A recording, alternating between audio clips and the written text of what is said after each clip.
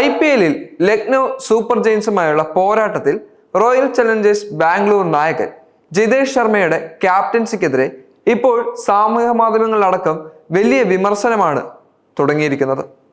ഈ സീസണിലെ ടൂർണമെന്റിലെ ഏറ്റവും മോശം നായകൻ ജിതേഷ് ആണെന്നതിൽ യാതൊരു വിധത്തിലുള്ള സംശയമില്ല എന്നും ഇങ്ങനെ ഒരാളെ എന്തിന് ചുമതല നൽകിയെന്നും ആരാധകർ തുറന്നടിച്ച് ചോദിക്കുകയാണ്.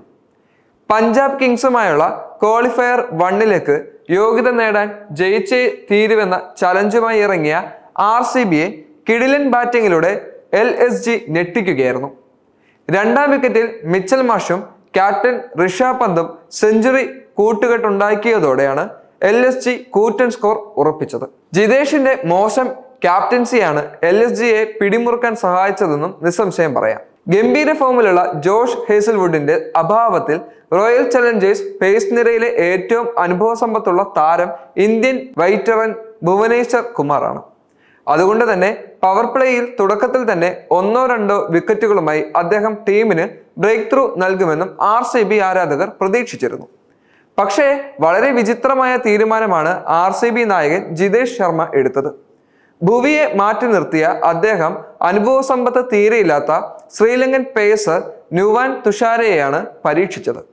2 ഫോറുകളടക്കം 11 റൺസും ആദ്യ ഓവറിൽ അദ്ദേഹം വിട്ടുകൊടുത്തു. രണ്ടാം ഓവറിൽ ഭുവി വരുമെന്ന് പ്രതീക്ഷിച്ചെങ്കിലും പന്തെറിഞ്ഞത് സ്ലോ ബോളർ കൃണാൽ പാണ്ഡ്യയാണ്. ഒരു സിക്സർ വഴങ്ങിയെങ്കിലും ശേഷിച്ച 5 ബോളിൽ 4 റൺസ് മാത്രമേ അദ്ദേഹം വിട്ടുകൊടുത്തുള്ളൂ. മൂന്നാം ഓവർ തുഷാരയ്ക്കായിരുന്നു.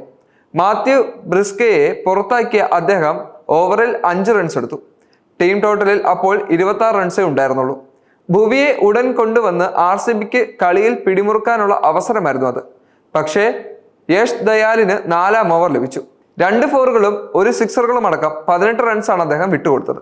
ഇതോടെ LSG വീണ്ടും ട്രാക്കിലാവുകയും ചെയ്തു. ഒടുവിൽ 5-ാം ഓവറിലാണ് ഭുവിക്ക് കളിയിലെ ആദ്യ ഓവർ ലഭിച്ചത്. ഉജ്ജ്വലമായി പന്തെറിഞ്ഞ വെറും 4 റൺസ് മാത്രമേ ഓവറിൽ വഴങ്ങിയിട്ടുള്ളൂ. തുഷാരയാണ് പവർ പ്ലേയിലെ അവസാന ഓവർ എറിഞ്ഞത്. 7 റൺസും താരം വഴങ്ങി. 7-ാമത്തെ ഓവർ ഭുവിക്കായിരുന്നു. ഓരോ ഫോറും സിക്സറും അടക്കം 13 റൺസ് അദ്ദേഹം വിട്ടുകൊടുത്തു. 18 ബോളിൽ 31 റൺസുമായി ഋഷഭ് പന്ത് ബാറ്റിംഗിലെ താളം വീണ്ടെടുത്തുകൊണ്ടിരുന്ന സമയത്തായിരുന്നു ഇത്. അദ്ദേഹത്തിന് നല്ല ഇമ്പാക്ട് ഉണ്ടാക്കാൻ സാധിക്കുന്ന ബോളറായിരുന്നു ഇടംകൈയിൻ സ്പിന്നറായ കൃണാൽ. പക്ഷേ ജിതേഷ് ഇതിന് തയ്യാറായില്ല.